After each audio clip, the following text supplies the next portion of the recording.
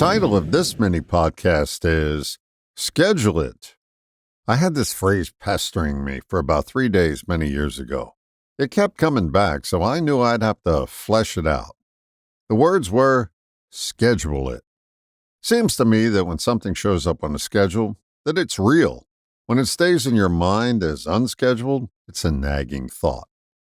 This is more about making a list. It's making something important enough to be scheduled as an event.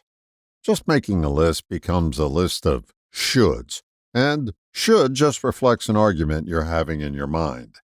Schedule it contains an action. In fact, when you're scheduling things, use an action verb as the first word of your scheduled item.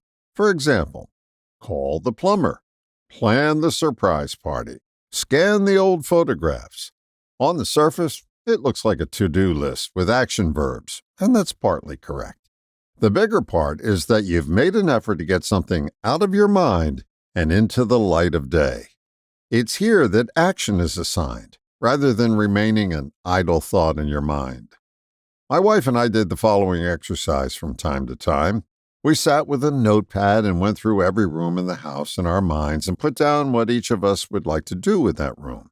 Paint, refurnish, rearrange, tear down a wall, etc.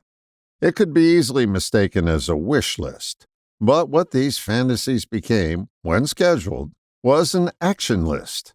Now, I'd like to tell you we acted on everything on the list, but that would be far from the truth.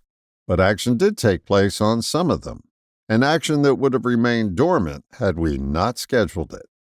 There's power in scheduling things. Schedule it is an action that leads to action. Don't take my word for it. Schedule some things. Take what's been rolling around in your head and schedule it for some action.